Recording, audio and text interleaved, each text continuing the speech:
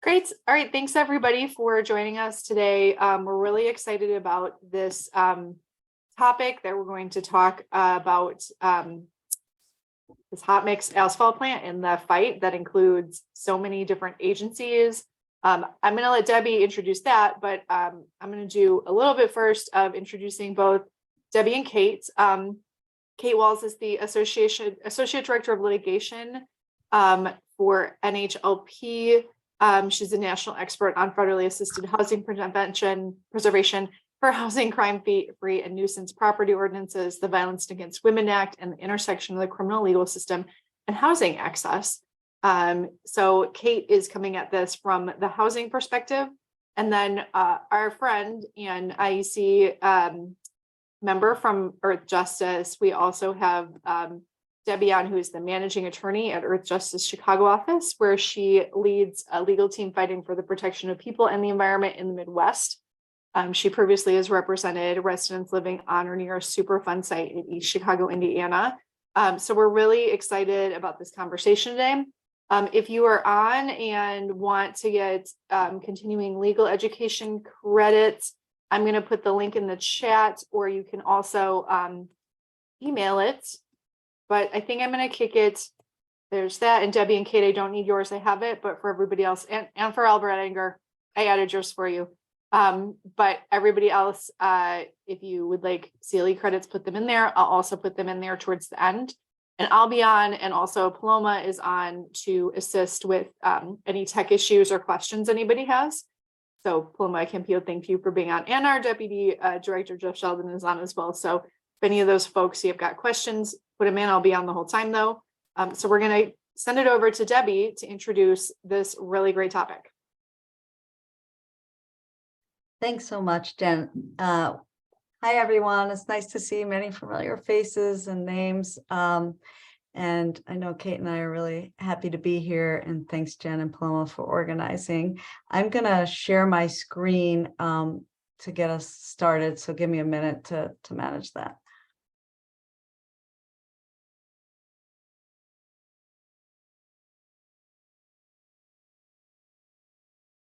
And I'm going to also put it in.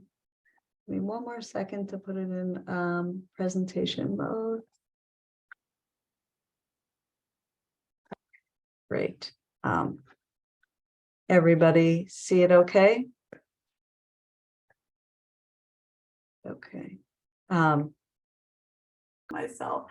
We're going to talk about the way that systemic racism infects every part of life.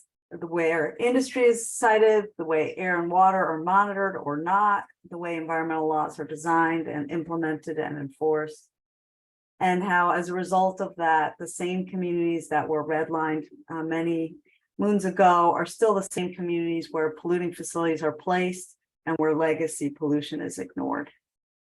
Kate and I first partnered on work that Jen mentioned in Northwest Indiana, and that was at the intersection of housing and environmental justice. And in 2016, we were approached by residents living in East Chicago, Indiana. They were living on top of a Superfund site, a hazardous waste site.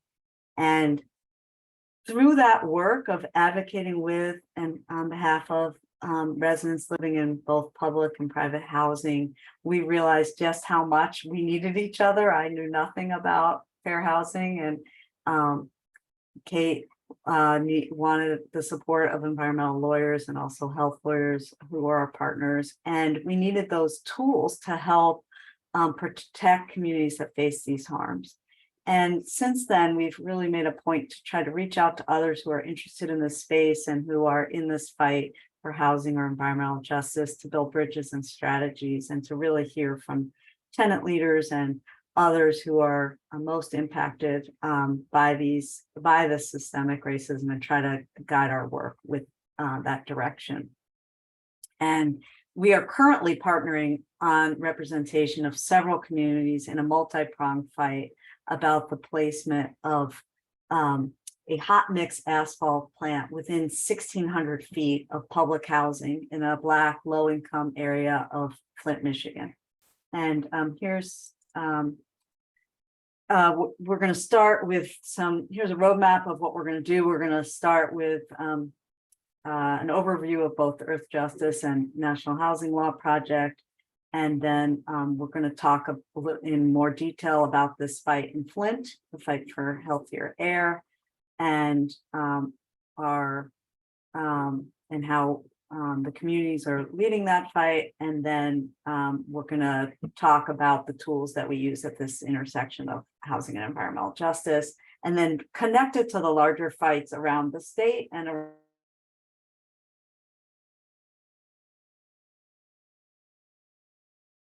Oh, Debbie just froze, I think. Kate, I think yours, oh, Can you hear me? Debbie, can you hear us? I think she can hear you. There's Okay. not a lot of I've been having Zoom issues lately. Why don't I, Paloma, why don't we stop her sharing? And why don't you share? And why don't we go to the NHLP slide to start with? And then you know, I'll encourage, Debbie has the number to call in. So Paloma, would you put the slides up? Yeah, give me 1 second, pulling it up now. Great, no problem. And I can just, on that push for national change, we see this issue of the need to fight environmental injustice, both with environmental laws and with housing and civil rights laws, is something that shouldn't just be percolating at the local level, but where we really need the federal agencies to see the same intersectionality that our clients are experiencing. Because as I'm sure you all know, right, when there is toxic industry placed proximate to your home, it's not just an environmental problem, it's a health problem. It makes your housing, if you're a homeowner, you're losing all the equity in your asset. If you're a subsidized renter, you may not be able to lose, or you move, or you lose your subsidized housing. So we want those sort of real world on the ground consequences to be understood by the federal agencies and to affect real change. There's Debbie. Great. I don't know what's going on with our Earthjustice computers and IEC. There were some tech issues on Friday too. I'm not sure. Yeah, so Paloma is pulling up the PowerPoint. And just Debbie, if you do go on freeze again, we sent the phone number so that you can maybe call in, because sometimes that video is a problem, and you'll at least be able to see the slides. So Paloma has the slides, and just let her know when to move them forward. And Kate, just continued a little bit of your conversation, but Great. maybe we should go to the Earthjustice slide. Perfect. That would be great. Thanks so much, and sorry about that. Hopefully it won't happen again. So as some of you know, Earthjustice is a national nonprofit. We have 15 offices around the country, and we use the power of law to protect people and places, and we provide those services for free. And the Chicago office is the second newest office. We just opened an office in Houston as well. And since we opened the office in 2019, we've grown from about 7 to 25 people based in Chicago. And the way Earthjustice is structured is we have regional teams that can do work across all 3 of Earthjustice's program areas, which are climate and energy, lands and wildlife, and oceans and lakes, and healthy communities. And we do that within our region. So the Midwest office hopes to reach 8 states in the region, ultimately Minnesota, Wisconsin, Michigan, Indiana, Illinois, Iowa, Ohio, and Missouri, and hopefully leaving out. And we do across all subject matter. There are also at Earthjustice subject matter teams. So you heard from Jenny Castle last Friday. She is on the clean team at Earthjustice with a focus on coal and coal ash. And so our Chicago office represents all of that. And when we came and opened that office, our goal was to really hear from many of you and from communities around the region about where we could add the most value. And we have been focusing our work in healthy communities in Detroit and Flint, Chicagoland, Northwest Indiana, and the greater St. Louis area. And we hope to keep deepening that work and expanding it in the years to come. And then we're also doing work at that intersection of all three of those areas I mentioned: climate and energy, lands and wildlife, and healthy communities. And our work, as represented by the photo on my left, is the work that we're doing with Bay Mills Indian community in the fight against Enbridge's Line 5 oil pipeline. And that is obviously work to ensure that tribal voices are part of the decision making. It's to protect our Great Lakes and also to accelerate the transition from fossil fuels to clean energy. That's a little bit about the Chicago office. And so as part, and I think you could skip slides to number 5. That would be great, Paloma. And as I'm going to turn now to Flint, which really is part of that work to do the healthy communities work in areas within the Midwest that are jumped out as places where more support was welcome and needed. So I'm going to give a little bit of background about Flint, and then I'll talk about our partnership. So as you all know, Flint has become, like it or not, a symbol of environmental justice because of the lead in drinking water issues and crisis and the problem, impacts, and fallout that continue today. But even before there was the national attention to the lead in the water issue, Flint community members had lots of concerns about the way the state and federal environmental agencies were making decisions that impacted people's health and exposure to lead and other harmful pollutants. And there were community activists who were raising these issues. As early as 1992, the St. Francis Prayer Center brought a civil rights complaint about a facility that's actually in the same industrial park that we are fighting this asphalt plant. So you'll hear more about that in a bit. But they brought a civil rights complaint before EPA. That fight became iconic because, not for a good reason, maybe infamous is a better word. It took 25 years for EPA to address that, to deal with that pending civil rights complaint. And it only did so after, on behalf of 5 similarly situated complainants or groups that brought civil rights complaints, Earthjustice brought a case saying that EPA's delay in handling civil rights complaints was a violation of law. And so Earthjustice won that case. And the pressure put on by bringing that case actually led to the resolution of the it's called Genesee Power, that case. But at that point, as you can imagine, 25 years later, that facility has been pumping out pollution into the community, and the resolution of it, the determination that it was discriminatory in the way that the state environmental agency handled public participation, was not a meaningful result. It didn't result in change on the ground. Instead, it resulted in changes in policies that hopefully could influence the future. But that's sort of that grounding. Lead was one of the concerns then, the Genesee Power Station. If that case had been really taken seriously and the concerns about the way that the state agency was making decisions, I think we could have had more attention being paid and maybe avoided the kind of crisis that happened in Flint, and is happening in Flint.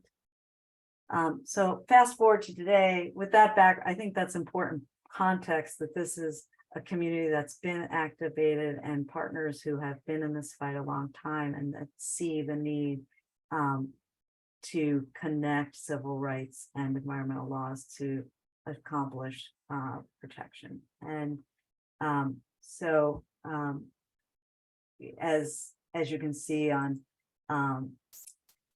the slide, we've got several partners, including St. Francis Prayer Center, and we are also working with Flint Rising and the Environmental Transformation Movement of Flint, both organizations born out of the Flint drinking water crisis, and Michigan United and Caution.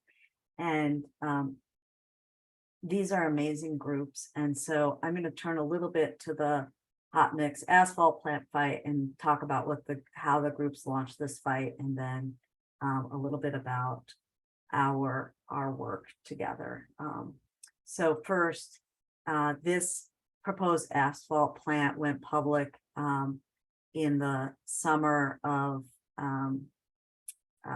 2020, and I'm sorry, 2021.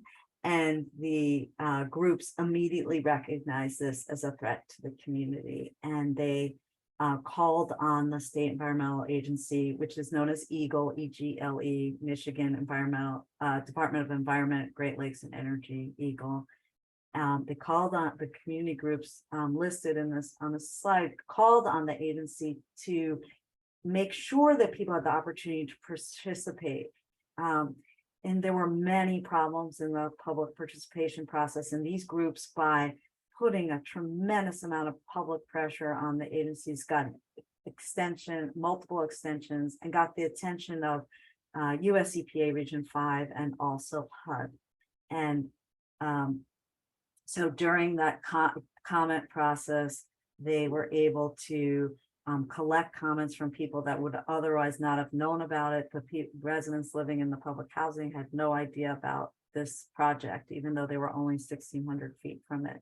But the community organizers were able to really make a huge difference, and amazing to watch Mona Monroe Eunice and Nayara Sharif and Ted Zarfelt go and really mobilize the community, and so many others. Those are just a few of the amazing organizers here. And as a result, EPA and HUD both weighed in, expressing great concern about the project and about both the way that public participation was happening, but about the very environmental justice concerns that were the same concerns that shaped that earlier fight in Flint. And then, of course, on behalf of several client groups, Earthjustice and the Great Lakes Environmental Law Center, led by Nick Leonard, who's a tremendous advocate in Michigan, submitted comments pointing to the concerns about environmental justice and also other permit issues. And we submitted those comments. And despite all the outcry and attention from federal agencies, the state agency still issued the permit and didn't undertake a full environmental justice analysis or a cumulative impacts analysis. I'm going to pause for a minute. I think a lot of people in this group may know what I mean when I say a cumulative impact analysis, but I'm just going to pause for a minute to say really what what that could look like. And there are a lot of definitions floating around, but there is no set definition in Michigan law, but one sort of, for the purpose of this presentation, working definition is to really assess the burden and on the particular community, considering the existing sources of pollution, environmental indicators of, how the air quality is, and other sources of exposure to lead and other harms. And then also the demographics and social indicators of health. And because of the disconnection, I never said the Ajax asphalt plant is going to emit sulfur dioxide and lead and VOCs and other pollutants that will increase the rates of asthma that are already high in the Flint community and will lead to more cardiovascular disease. And so this cumulative impact analysis really could have shown much more about what the burden already is and how adding another facility would increase the harm to this community. But that was not done. And so with our client groups, we decided that the environmental laws weren't doing enough here. There was a gap, right? That there's a limit to what we were able to accomplish with environmental laws alone.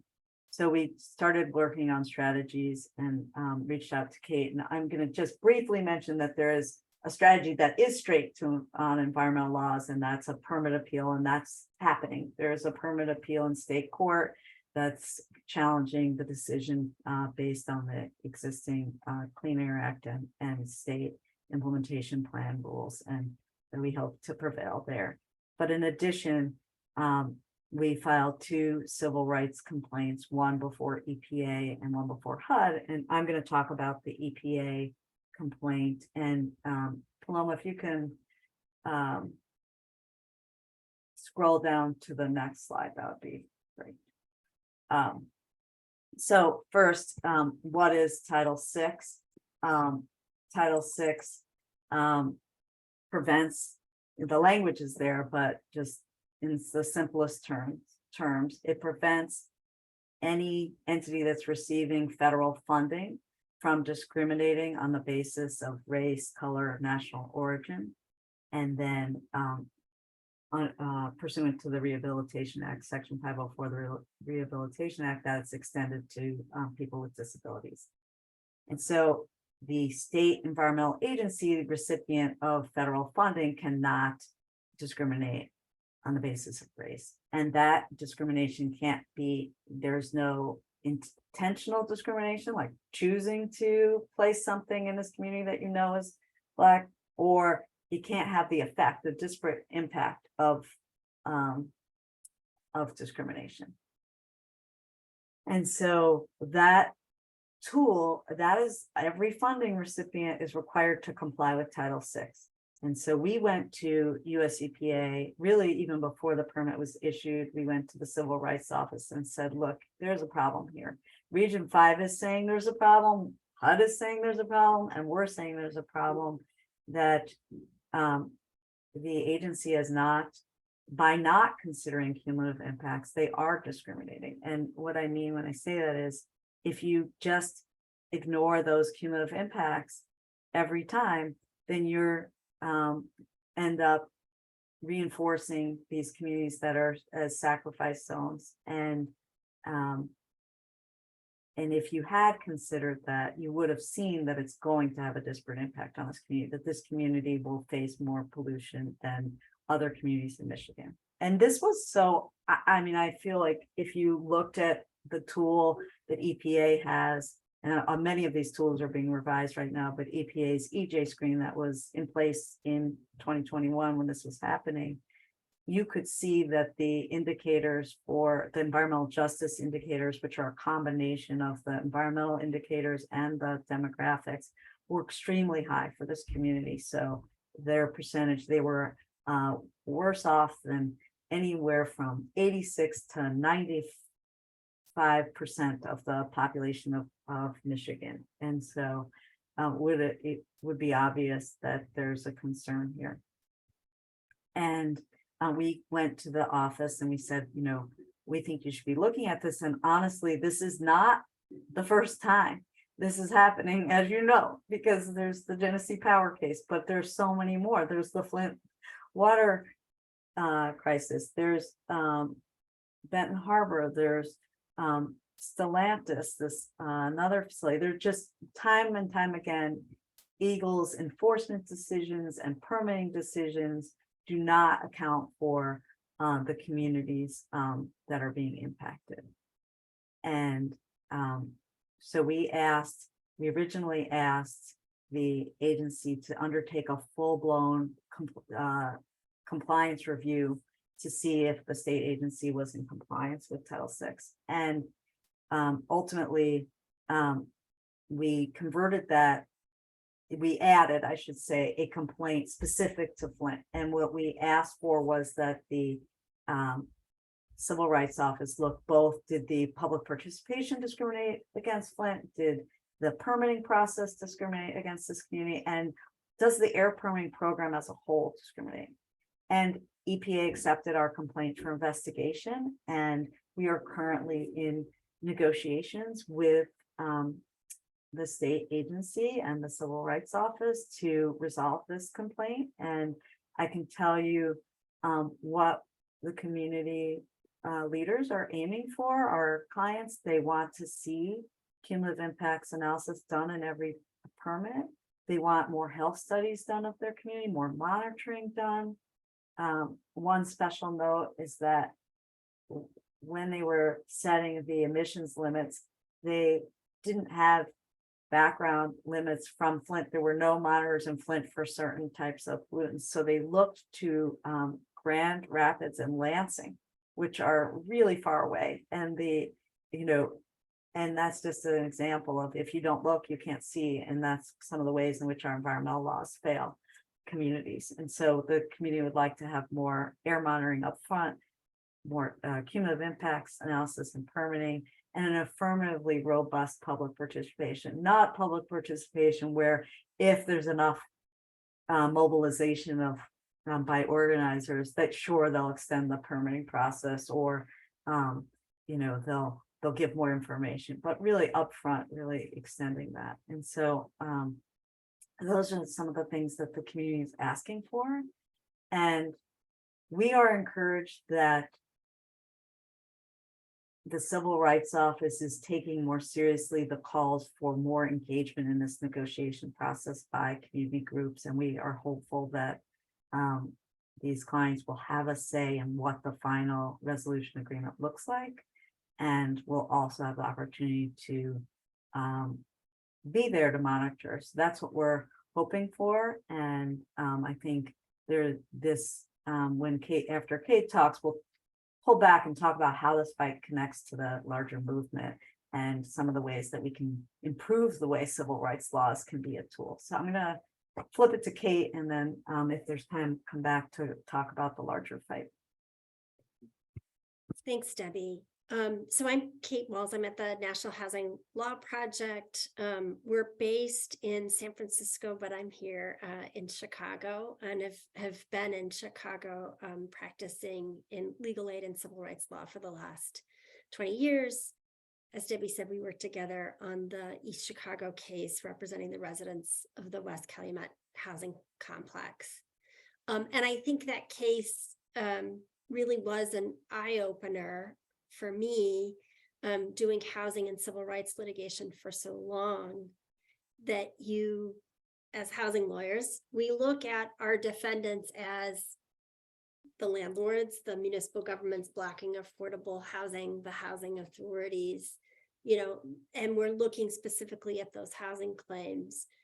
But you saw, again, sort of what people experience through these policies and practices. And in East Chicago, as we were trying to figure out how in the world a public housing development was built on the site of a former lead smelter that then became a Superfund site that the residents were never informed of until they were told they had to leave. How did that happen? And what we uncovered was race discrimination. It all comes down to that.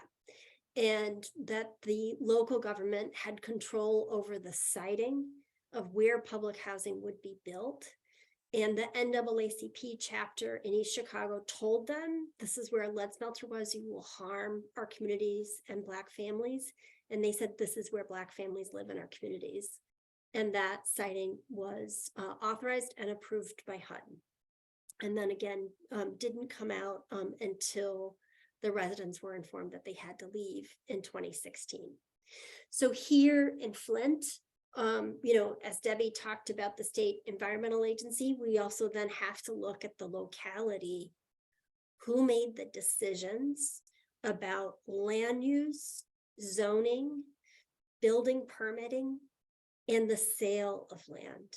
And so we looked at Genesee Township, where the industrial park is sited, and asked questions about what was the zoning policy that led to the concentration of the heavy industry in one census tract in Genesee Township, which also happened to be the only majority Black census tract in Genesee Township.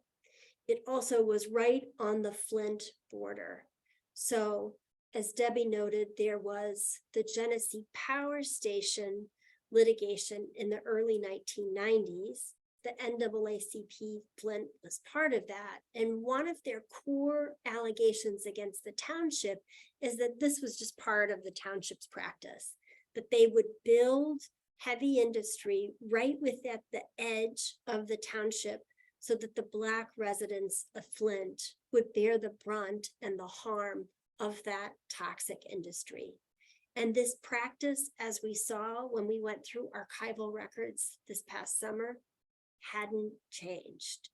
Their zoning was concentrating heavy industry in Black neighborhoods that were in that one census tract and at the edge of Flint, so that the Flint majority Black residents in Flint would also experience the harm. What we also saw is a choice about their land use decisions. So when we looked at what they were doing with the land prior to the construction of the industrial park, we found a couple of things. They did a study and they saw that there was a desperate unmet need for affordable housing in that area, that there was overcrowding and there were poor housing conditions. And it was recommended by Genesee County that they use that land for that purpose.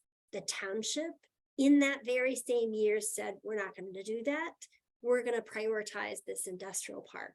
And then every affordable housing project that was proposed for that area was opposed by the township, often with community members fomenting the racial animus and engaging in racial stereotypes. So they used their land use and zoning powers to block affordable housing and to bring toxic industry into the community that harms Black residents in Genesee Township and in Flint itself. So our argument under the Federal Fair Housing Act and Section 109, which I'll describe and explain how we use that, is that this is not unlike any other typical fair housing case that's brought, where you're saying you're using your land use and zoning powers to block affordable housing. We're saying they had a choice and they chose to block affordable housing and to do much worse, to actually put something harmful on the land. And that for that reason, they should be able to bring their claims under the Federal Fair Housing Act. There is not great case law on this issue and the use of the Federal Fair Housing Act. So this is a new area of law that we need to see developed, where we have been pushing for the Department of Justice to issue some guidance to that effect.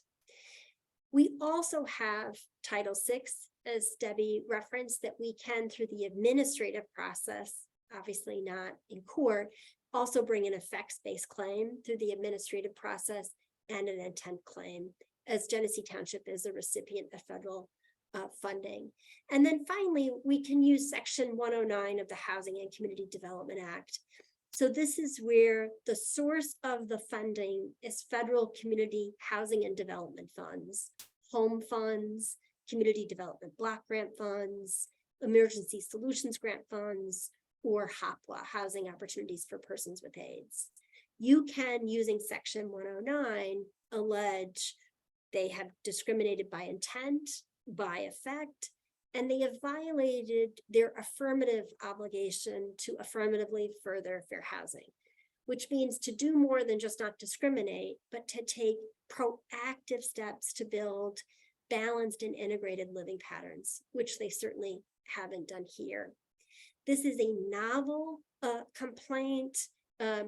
You're probably familiar with the General Iron complaint here in Chicago.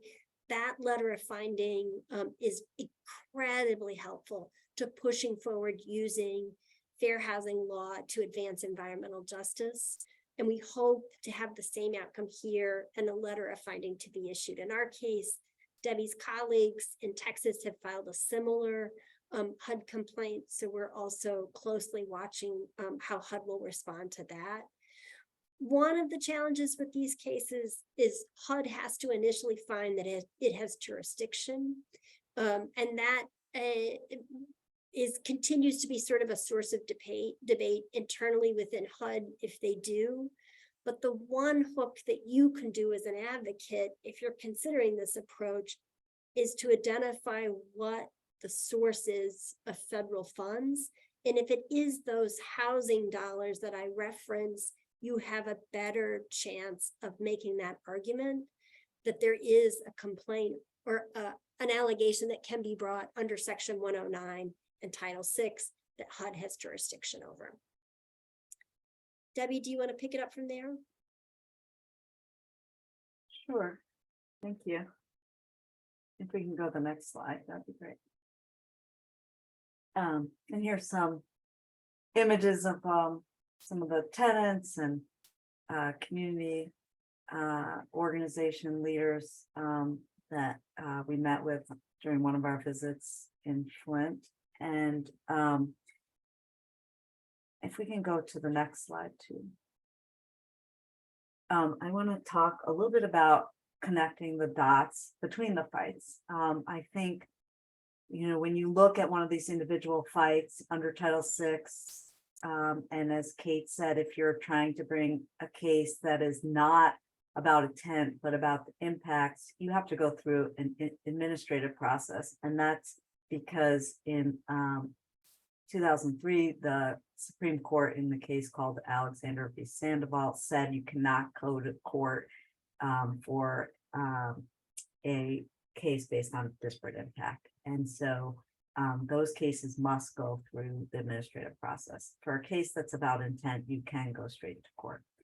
But when you look at these processes, and you may be thinking like, why are we using this tool? Has it changed since the story I told at the beginning, and what are, you know, why are we pursuing this in so many different communities? And I would say there's a real opportunity right now for change. The Department of Justice, as some of you may know, opened an Office of Environmental Justice, and they are looking for opportunities to really strengthen enforcement cases in communities most impacted by pollution, frontline communities. And EPA has just revamped its office so that there's now a new Office of Environmental Justice and Civil Rights. And that office is currently being led in an interim capacity by Marian Engelman Lotto, who is really a huge driver of the Title VI movement, and is a great ally to the movement and has a vision. And those two things at the federal level make me hopeful that we have an opportunity to really shift the way these Title VI complaints unfold and the kind of relief that's sought.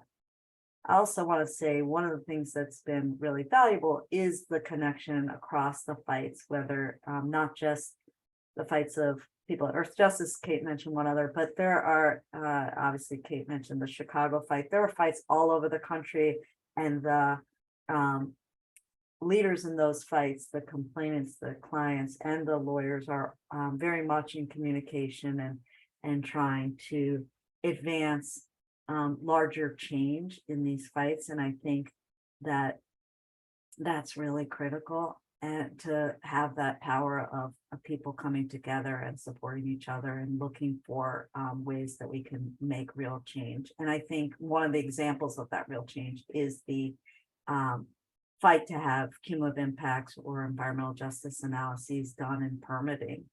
And you know, we're seeing that bubble up around the country. And I think even industry is going to start looking for, we're going to see that they're going to start wanting more certainty, because we have laws in multiple states now that require cumulative impacts in permitting. We have civil rights complaints seeking that. There was recently a letter from the Civil Rights Office to the Louisiana Department of Environmental Quality with related to ethylene oxide, but other pollutants too, saying like, you need to take on cumulative impacts analysis before you permit a particular facility in that case.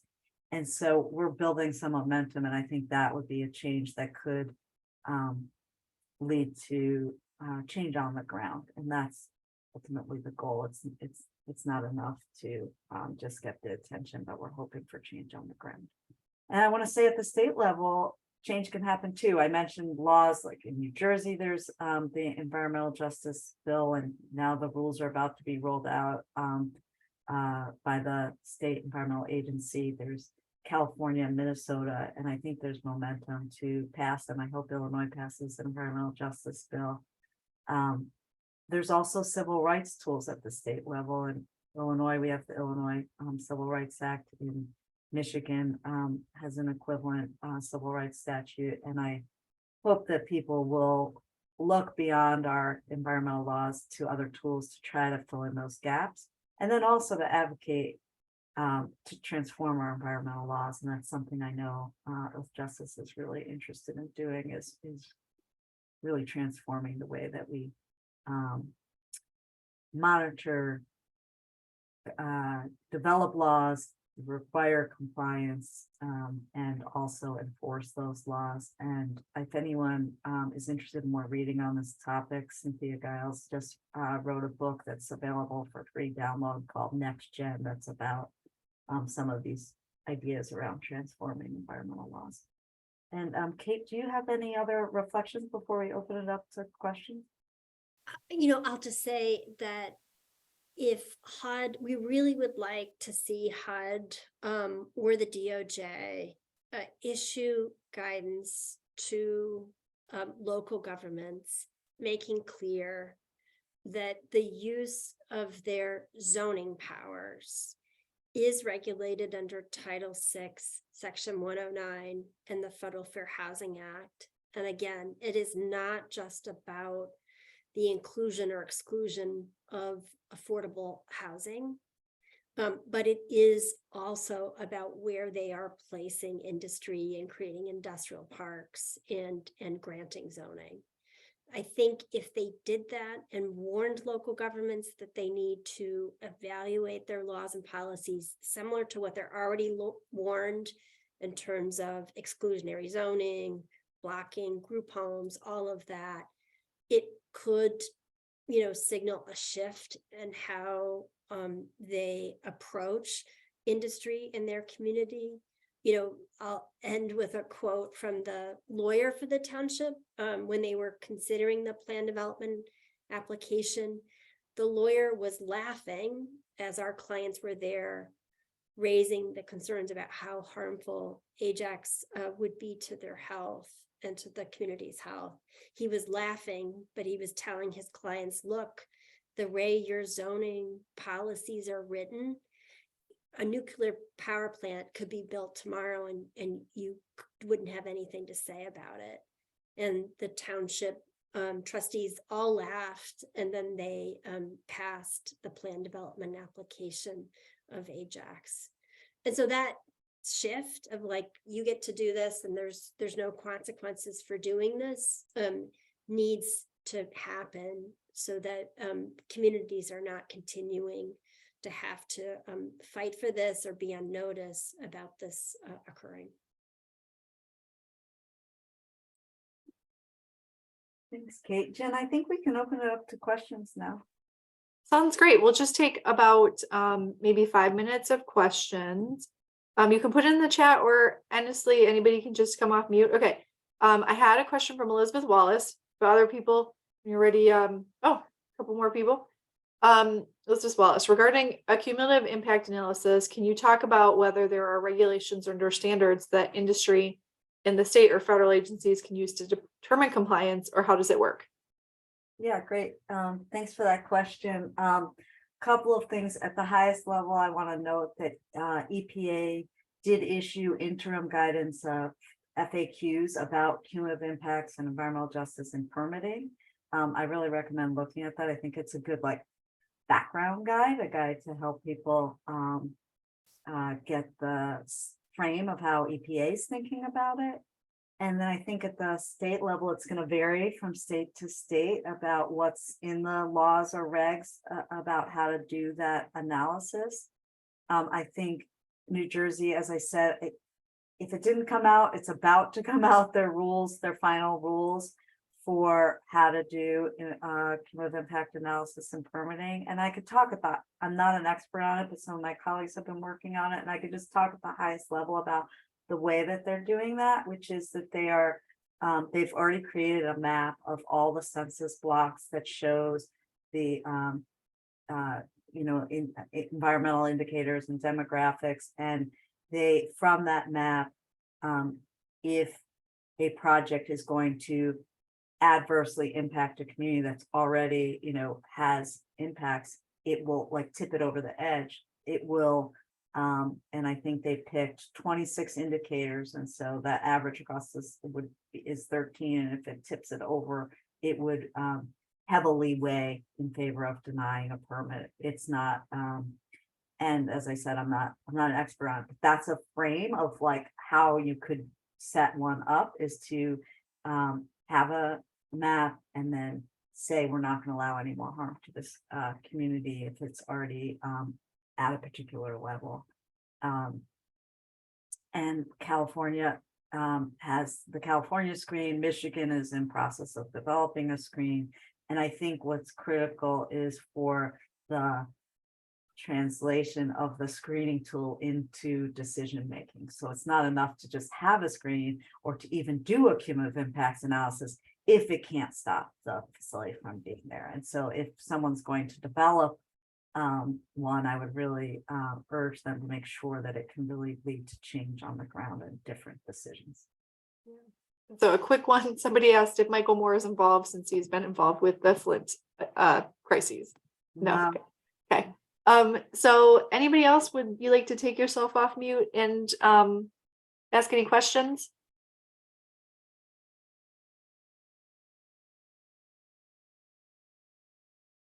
Well, so Okay, I have a oh, question. okay, yeah, go ahead, Elizabeth, and then I have one from yeah.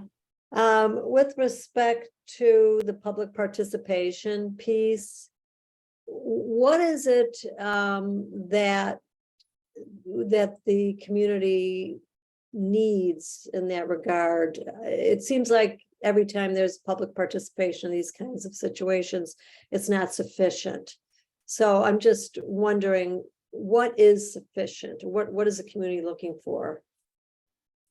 I can't speak for the community but I can generally, and I'm sure different communities have different needs, but I can talk about the things that have come up in the Flint context. So in that case, accessibility was a big issue in that, first of all, people didn't learn about the project. The agency had sent out letters, but many of the letters, they sent out a very small number of letters to start with, and a lot of the letters got returned, and so people didn't find out about the comment period till it was almost over.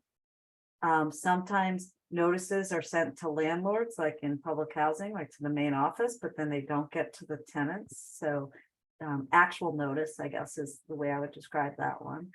And then accessibility relates to whether it's language access, or materials, or the announcements produced in languages that the community use, and are they at a literacy level that's appropriate for the community. And then access in terms of the meeting itself. Is it going to be in person? Maybe people need it to be in person. If it can, if it's during COVID, are there protocols that can be put in place that could allow participation? If it's going to be on internet, do people have access to the internet? So accessibility, and then just the length of time that's realistic for the communities that are facing these problems. 30 days is not enough for most communities to really engage with in finding the technical help they might need to comment on something, or to really be able to talk about their worries about facility. So those are some things I'll highlight based on our Flint experience. I want to take a question. Neighbors for EJ had put in the comments, if there isn't overt racism on display by officials, but they have allowed a permit shield for an asphalt permit, is that actionable? So just some thoughts you have on those type of facilities. And it's in the chat if you want to read the question too. Thank you. Yeah, and I'm so glad to see Neighbors for Environmental Justice here, because the work that you've done on the Matt Asphalt plant is totally inspiring, and I know our Flint clients would love to connect with you and learn some lessons from that fight. I think there's a lot.